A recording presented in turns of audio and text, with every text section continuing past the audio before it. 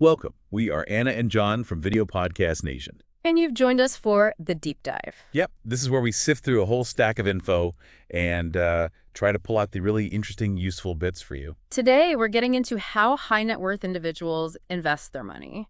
We've looked through articles from places like Forbes, MoneyWise, Motley Fool, Investopedia, Arate Wealth. A whole bunch. Even checked out some podcast discussions like Invest Like a Billionaire, and looked at forums like Reddit, plus some specialist sites dealing with art and real estate. Right, places like My Art Broker, Premier Group, WBH Advisory. Quite a mix. So our mission today, really, is to understand how the super wealthy think about investing. And see if there are lessons, takeaways that maybe anyone can use no matter how much they have to invest. And maybe uncover some surprising things along the way. Okay, so where should we kick this off? Well, I think one of the first things that really stands out is how much they invest beyond the usual stuff. Beyond just stocks and bonds. Exactly. They allocate a pretty significant chunk often to what are called alternative investments. And alternatives. So anything that's not stocks, bonds, or just cash sitting in the bank. That's the basic idea. And this area is growing. I saw a projection, I think it was Motley Fool citing some research. Oh, yeah? That the market for these alternatives could hit something like $29 trillion by 2029. Wow, that's massive. It is. And it seems the wealthier you are, the more likely you are to be in this space. Right, I remember seeing that. Something like 69% of the ultra-wealthy, the UHNWIs. Yeah, people with $30 million plus. They're into alternatives compared to maybe 45% of the mass affluent, which is what, like 250K up to $1 million? Exactly. So it's a noticeable difference in strategy. It's not just a small part of their thinking. Okay, so what kind of alternatives are we talking about? What's popular? Well, there's a pretty wide range, but a couple that pop up again and again are private equity and venture capital. Ah, okay. Private equity is investing in private companies, right? Not ones on the stock market. Precisely. Often established businesses. And venture capital, or VC, is more about funding, those early stage startups that could potentially explode. And isn't private equity supposed to do pretty well? Apparently so. One source, I think it was Motley Fool again, mentioned it's the only alternative that's consistently beaten the S&P 500 index over time. Huh. Interesting. And venture capital is apparently quite common too, especially for individuals investing their own money, not necessarily huge institutions. Gotcha. So private companies, startups, what else? Real estate is huge. Always has been, really. And that's more than just the house you live in, I assume. Oh, yeah. Direct ownership of properties, apartments, commercial buildings for rental income or hoping the value goes up. Okay. But also things like REITs, real estate investment trusts. Those trade more like stocks, so they're easier to buy and sell. More liquid. Exactly. And some sources mention private equity real estate too, which gives access to maybe bigger institutional type deals. Okay. What about hedge funds? They always sound a bit mysterious. Yeah, they can seem that way. Essentially, they use, let's say, more complex strategies. Right. Things like short selling, betting a stock price will fall, or using leverage, which is borrowed money, to trick and boost returns. The goal is often to make money whether the market's going up or down. So more sophisticated, maybe riskier sometimes? Can be.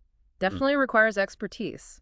Arate Wealth mentioned them as popular with experienced investors. Then there are the more physical things you can invest in. Right. Commodities like gold and silver, often seen as a hedge, protection against inflation or big geopolitical shocks. Makes sense. And then you get into things like art, fine wine, collectibles. Art as an investment. That's fascinating. It really is. I saw some interesting points from My Art Broker about how art prices don't always follow the stock market. So diversification? Exactly. Plus, the potential for pretty high returns. They mentioned some massive record-breaking auction sales. And let's be honest, there's a certain status that comes with owning significant art, too. I guess so.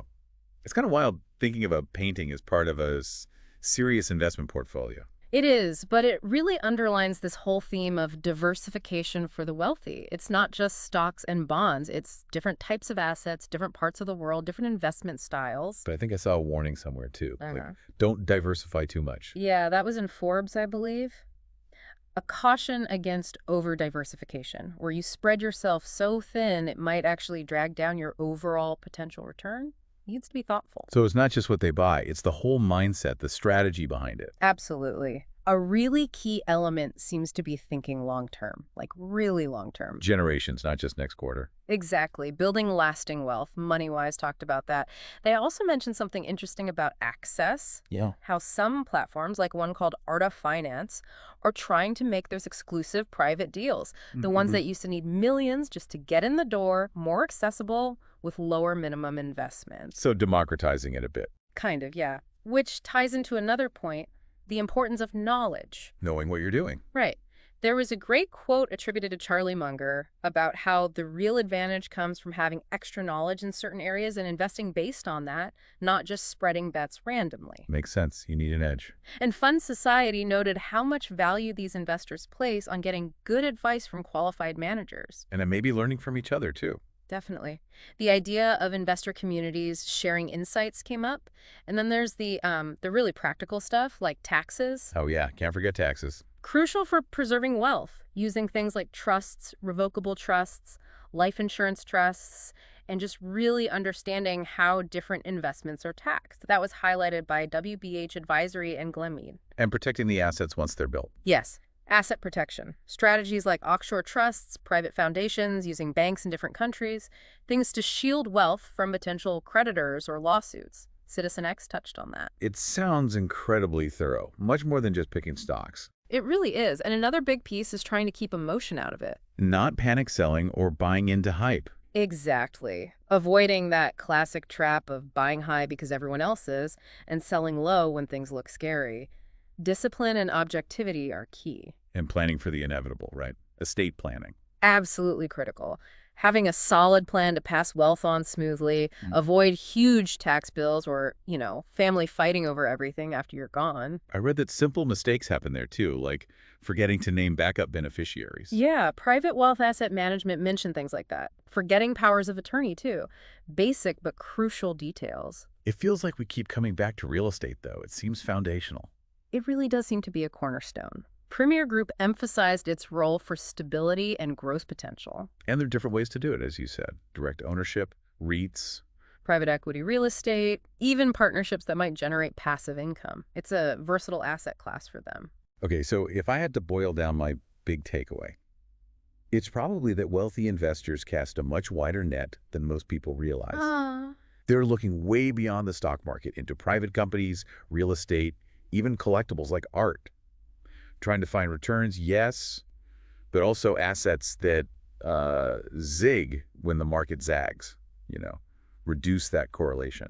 That's a great summary. And for me, I think the takeaway is that even if you're not dealing with millions, the principles are really valuable. Like what? Like thinking long-term, continuously learning and seeking knowledge, getting good advice when you need it, and doing that careful planning for the future, taxes, estate, all of it. Right. Those things apply regardless of the dollar amount. Exactly. Those are the foundations for building and protecting wealth at any level, really. Well said.